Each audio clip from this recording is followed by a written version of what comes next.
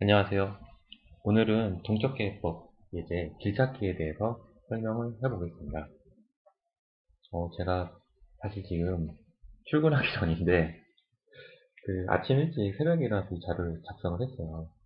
그래서 어, 먼저 뭐 이렇게 이런 사적인 얘기를 드려서 죄송합니다. 왜냐하면 저 10분 안에 이 설명을 다 해야 돼요. 근데 음, 제 성격이 좀 이런 걸 미리 말해야지 좀 편하게 할 수 있어서 음, 미리 좀 말씀을 드렸고요. 어쨌든 뭐 10분 안에 한번 설명을 해볼게요. 네. 그,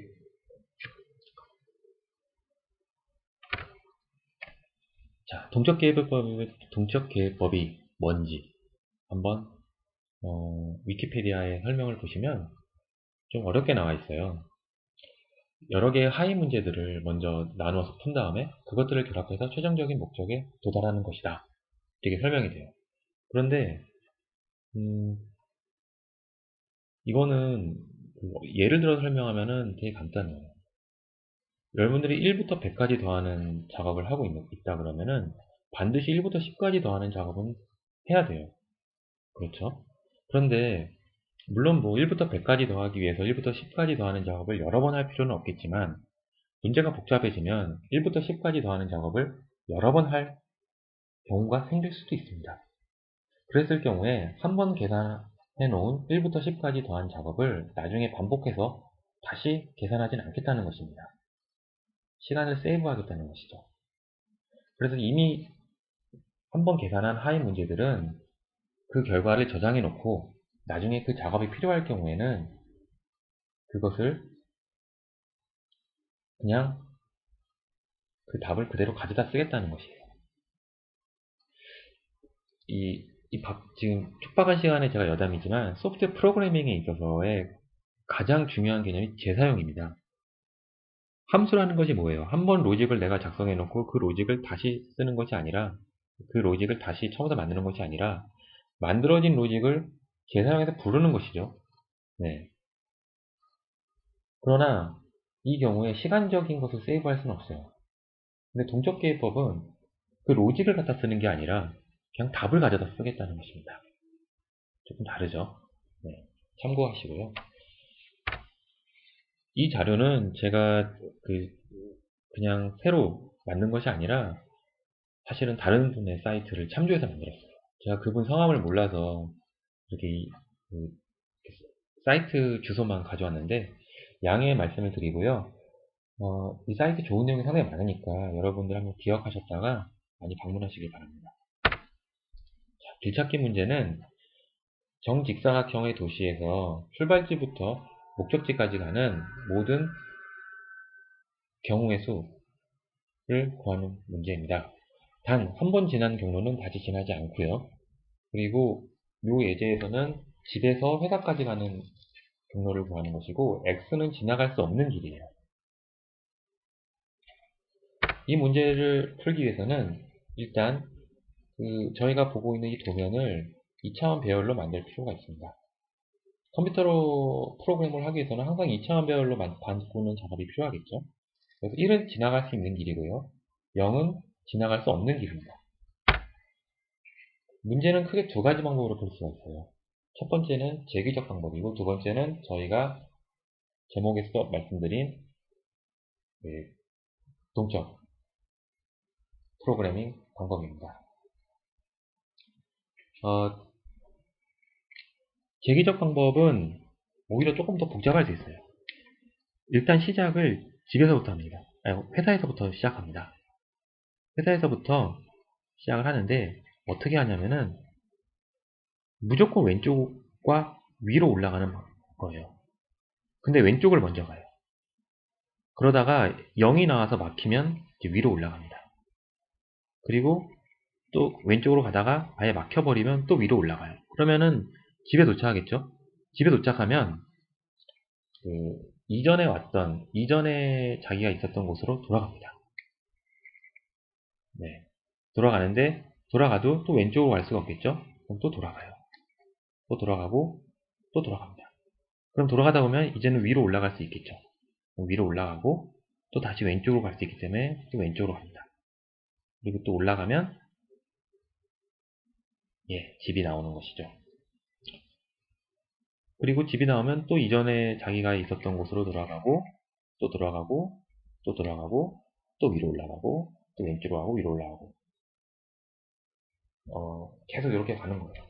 그러니까 말씀드리면 계속 왼쪽으로 가고 계속 위로 가고 작업을 하는데 0을 만나거나 집을 만나면 그 이전 상태로 갔다가 또 안 가본 위나 왼쪽으로 가고 왼쪽이나 위로 가고 그렇게 하는 거예요.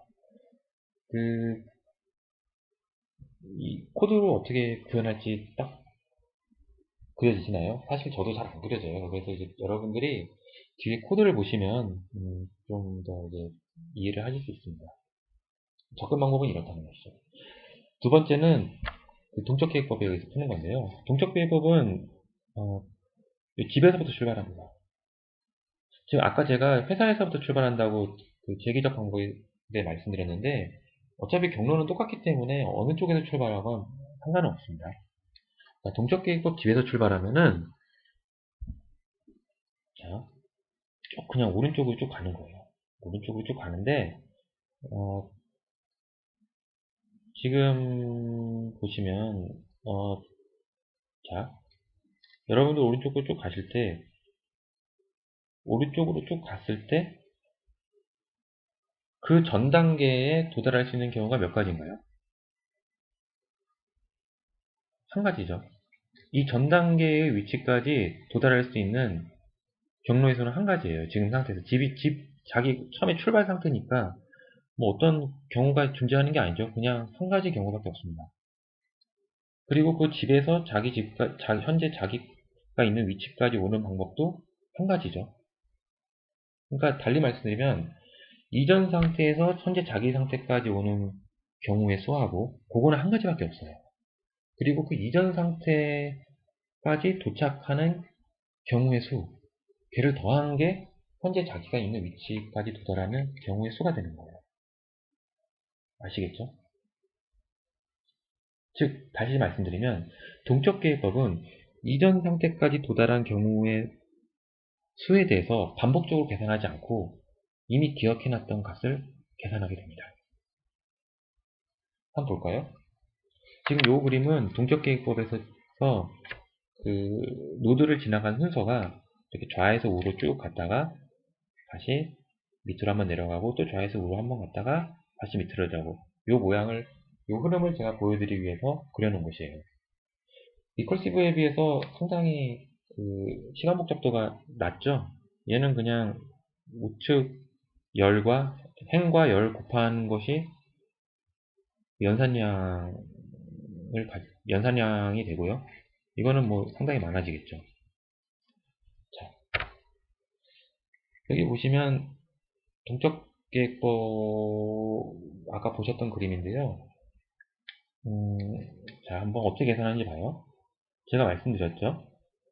오른쪽으로 쭉 가면 이전에 그 바로 이전 위치까지 도달할 수 있는 경우의 수 집이 1이니까 한 가지밖에 없죠. 그리고 그 경우의 그 이전 경우에서 자기까지 오는 데는 역시 한 가지밖에 없어요. 두 개 더하면 얘도 1이죠. 얘도 1일 거예요. 1일 거고 1일 거고. 얘도 1이죠. 얘는 근데 얼마예요? 얘는 이전 경로가 이거일 수도 있고 이거일 수도 있어요. 내가 올 때. 이렇게 올 수도 있고 이렇게 올 수도 있잖아요. 근데 여러분들이 여기서 이렇게 올 수도 있고 이렇게 올 수도 있구나 이렇게 생각하지 마시고 여기서 일로 올 수도 있고 여기서 일로 올 수도 있다는 이전 경로만 생각하세요. 이전에 있을 수 있었던 위치만 생각하세요. 그리고 그 이전 위치까지의 경로는 이미 여기 계산이 돼 있어요. 1이라고. 다시 계산할 필요가 없는 거예요. 그냥 그 경로를 두 개 더 하세요. 예. 그러면 현재 자기의 위치까지 도달할 수 있는 경로가 됩니다. 여기는 왜 3일까요? 얘를 여기 도착할 수 있는 기 위해서 이전에 거쳐야 되는 노드의 위치가 여기하고 여기 두 개죠. 근데 얘까지 도착하는 경로의 수를 우리가 이미 알고 있어요. 2죠. 얘는 1이에요. 그래서 얘는 3이 됩니다. 얘는 이전 위치까지의 경로의 수가 3이고 얘는 이전 위치까지의 경로의 수가 4기 때문에. 그래서 쭉 가다 보면 우리는 총 경로의 수가 10이라는 것을 알게 됩니다. 이것은 아까 리커시브 방법으로 풀기 위한 코드가 되고요. 지금 보시면은 이 코드의 재기적 함수가 어떻게 구성이 되냐면은 0으로 막혔을 때는 0 값을 리턴하게 됩니다. 그러니까 그냥 더 깊이 안 들어가고 다시 재기로 안 들어가고 그냥 리턴하는 것이죠. 그리고 집에 도착했을 때도 더 이상 뭐 어디 왼쪽이나 위로 갈 필요가 없기 때문에 그냥 바로 리턴하는 것입니다. 근데 이제 왼쪽이랑 위쪽으로 갈 수 있는 경우일 경우에는 계속적으로 왼쪽으로 들어가거나 위로 올라가려는 시도를 하게 되는 것이죠. 이렇게 재기적으로 계속 돌아가는 것입니다. 이거는 이제 DP, Dynamic Programming, 동적 기획법에 의한 코드입니다.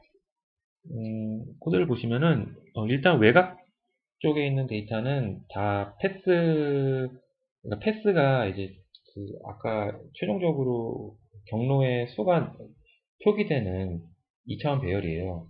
이 net라는 것은 맨 처음에 주어진 갈 수 있는 경로와 갈 수 없는 경로를 표시한 도면이 되겠고요. 외곽 값은 그대로 넣어놔도 돼요. 왜냐하면 외곽 값은 어차피 갈 수 있는 경우가 1밖에 없어요. 한 가지밖에 없기 때문에 우리가 어차피 아까 갈 수 있는 경우는 1로 다 처음에 초기화 값이 갈 수 있는 경우는 1 값을 넣고 안 되는 경우 0을 넣죠. 네, 그렇기 때문에 그냥 패스는 외곽은 1로 설정을 해둬도 이미 그 자체가 값이 되는 겁니다. 그리고 이제 아까 각 노드를 쭉 왼쪽부터 오른쪽으로 가면서 그리고 다 갔을 경우에 밑으로 내려가서 또 왼쪽부터 오른쪽으로 가면서 작업을 진행했는데 어떻게 작업을 진행했나요? 일단은 0을 만나면은 그 0 자체는 갈 수가 없는 경우이기 때문에 0으로 표시를 합니다. 패스 어레이도 0을 표시해서 얘는 도달할 수 없는 경우다 라고 한 것을 남기고요. 그 외의 경우에 대해서는 이전 노드 값, 현재 자신의 노드에 도착하기 전에 도달할 수 있는 이전 노드의 값을 더해서 기억을 시키게 됩니다. 여기서 핵심은 이전 노드까지 도달할 수 있는 경우의 값을 반복해서 계산하지 않는다는 것이죠. 이미 계산이 되어 있으니까. 그리고 뒤에는 프린트를 해서 이제 쭉 저희가 본 결과를 보게 되겠습니다. 네, 감사합니다.